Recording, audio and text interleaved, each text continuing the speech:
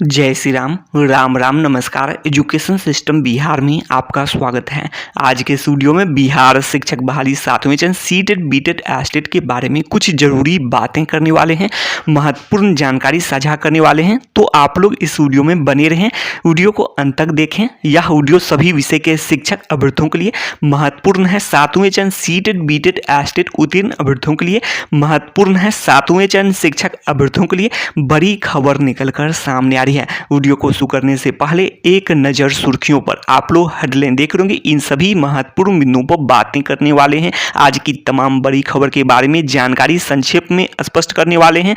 तो आप लोग हेडलाइन देख रहे होंगे। सबसे पहले बिहार के वर्तमान शिक्षा मंत्री जी द्वारा जो जानकारी साझा की गई है, आप लोग देख रहे होंगे। शिक्षा मंत्री ने दे दी महत्वपूर्ण जानकारी बहाली को लेकर। जो नियोजन प्रक्रिया की बात करें, 7वें चरण की नियोजन प्रक्रिया को लेकर जो अहम जानकारी साझा किए हैं बिहार के वर्तमान शिक्षा मंत्री।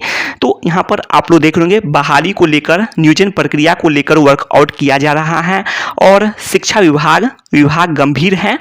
और यह भी कहना है बिहार के वर्तमान शिक्षा मंत्री का कि रिक्तियों की गणना की जा रही है और बहाली बड़ी संख्या में होनी है। आप लोग देख लेंगे 80,257 पद, तो 80,000 से अधिक पदों पर बहाली कम से कम बात करें तो प्राइमरी शिक्षक अभ्यर्थियों के लिए देखने को मिलेगी और माध्यमिक उच्च माध्यमिक शिक्षक अभ्यर्थियों के लिए 1,20,000 से भी अधिक पदों पर बहाली देखने को मिल सकती है। कुल मिलाकर बात करें तो 2 लाख पदों पर बहाली देखने को मिल सकती है। तो इतनी बड़ी संख्या में बहाली होनी है, तो इस कारण से भी गंभीर है और वर्कआउट किया जा रहा है। तो यह कहना है बिहार के वर्तमान शिक्षा मंत्री का। अब आगे देख लेते हैं जो बिहार के मुख्यमंत्री ने जो जानकारी साझा किए हैं। अच्छी खबर है, बड़ी खुशखबरी है और यह जानकारी आप लोग देख लेंगे, मुख्यमंत्री का बड़ा तोहफा।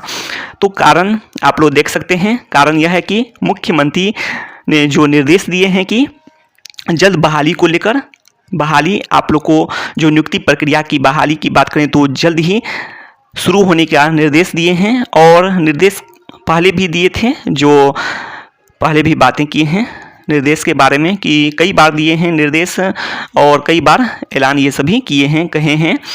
और ऐसे में आप लोग देख सकते हैं 21 से 25% और जो बजट की बात करें, शिक्षा बजट जो 21 से 25% शिक्षा बजट।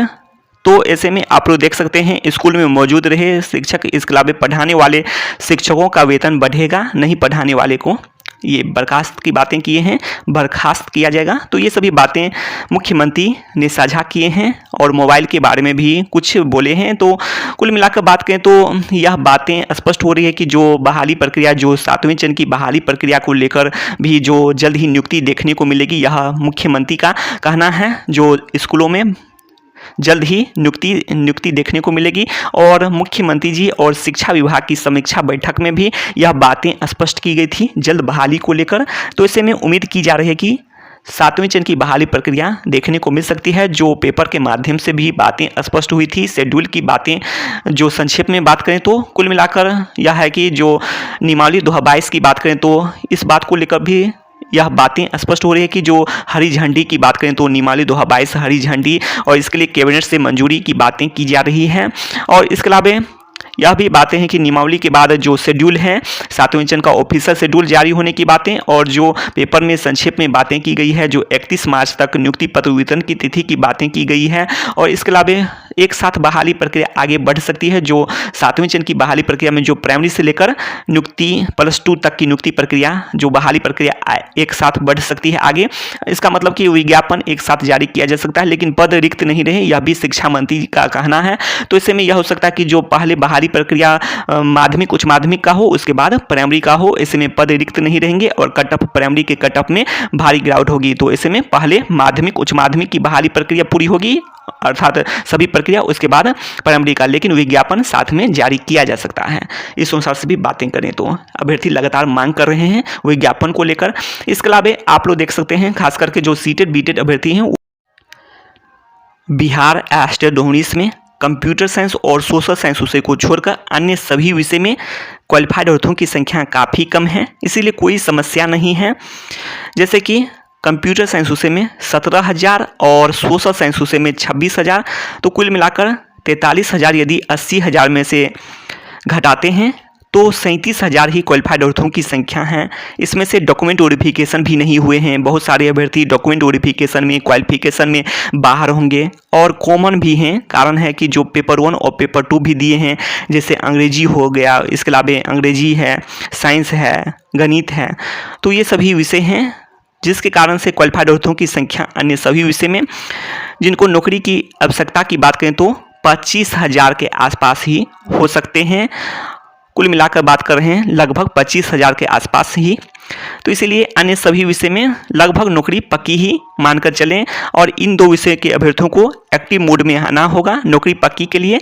और नौकरी पक्की के लिए एक्टिव मोड में ही रहने की बातें हैं। कारण है कि जो कंप्यूटर साइंस विषय में क्वालिफाइड अभ्यर्थियों की संख्या भी काफ़ी अधिक है। प्लस में जो पद के सृजन की बात करें, जो 7446 पद के सृजन की जो खबरें निकलकर सामने आई थी, जो मुख्यमंत्री जी और शिक्षा विभाग की समीक्षा बैठक हुई थी, तो ये काफ़ी समय से न ही नियमावली जो है वो भी पेंडिंग है और साथ में जो 7446 पद हैं, इसके अलावा जो परिचारी ये सब के भी पद हैं। लेकिन जो बिहार एस्टेट 19 क्वालिफाइड अभ्यर्थी हैं, इन सभी के लिए तो कंप्यूटर साइंस विषय के ही पद अहम हैं। तो इसीलिए 7446 पद की बातें हैं। और जो पहले बातें स्पष्ट हुई थी 7360 पद के सृजन और स्वीकृत की जो खबरें आई थी, वित्त विभाग से सहमति ली जाएगी और जल्द कैबिनेट से मंजूरी ली जाएगी। लेकिन काफ़ी समय बीत चुके हैं, तो चाहिए कि जल्द से जल्द ये दोनों जो पेंडिंग में हैं, नियमावली 2022 और इसके अलावा अभी ये सभी बहाली प्रक्रिया तभी शुरू हो सकती है। और इसी कारण से चाहिए कि जो 7वें चरण की बहाली प्रक्रिया जल्द शुरू हो, तो इसके लिए सभी पद का सृजन हो और साथ में नियमावली 2022 भी कैबिनेट से मंजूरी मिले और ये पद भी आए। सृजित और स्वीकृत के लिए सभी प्रक्रिया लगभग पूरी हो जाए। तो ये सभी बातें हैं। इसके अलावा आप लोग देख सकते हैं और सोशल साइंस विषय के अभ्यर्थियों को भी एक्टिव रहना होगा और सभी पदों पर बहाली हो और जिससे सभी क्वालिफाइड लगभग अधिक से अधिक क्वालिफाइड की नौकरी पक्की हो। तो यही बातें हैं। कट ऑफ में भारी गिरावट हो, तो इसके लिए प्रयास करने की जरूरत है सभी अभ्यर्थियों को मिलकर, और तभी नौकरी पक्की संभव हो सकती है। रिक्तियों की संख्या बढ़े और भी पद सृजित और स्वीकृत हो और सभी क्वालिफाइड की नौकरी पक्की हो। तो यही आशा करते हैं और इसी के साथ सभी अभ्यर्थी को आगे आने की जरूरत है, जिससे सभी क्वालिफाइड की नौकरी पक्की हो सकती है। जिस प्रकार से सीटेट बीटेट अभ्यर्थी लगातार प्रयास कर रहे हैं, तो बिहार एस्टेट में क्वालिफाइड अभ्यर्थियों की संख्या ही काफ़ी कम है। तो नौकरी पक्की, सभी क्वालिफाइड की नौकरी पक्की संभव हो सकती है जब बिहार के मुख्यमंत्री जी द्वारा भी यह बातें की जाती है। 20 लाख नौकरी रोजगार की बातें की जाती है, चाहे बिहार के उप मुख्यमंत्री हों या फिर बिहार के उप मुख्यमंत्री द्वारा भी यह बातें की जाती है। 10 लाख सरकारी नौकरी की बातें की गई थी। इसके अलावा बिहार के शिक्षा मंत्री भी कहे हैं कि जो 10 लाख सरकारी नौकरी है, उसमें से 1/4 बहाली कम से कम इसमें देखने को मिल सकती है, जो शिक्षा विभाग में देखने को मिल सकती है। तो इस कारण से अभ्यर्थी यदि एक्टिव रहें तो नौकरी पक्की संभव हो सकती है सभी क्वालिफाइड की। तो शिक्षा से संबंधित तमाम जानकारी के लिए सब्सक्राइब करें एजुकेशन सिस्टम बिहार को।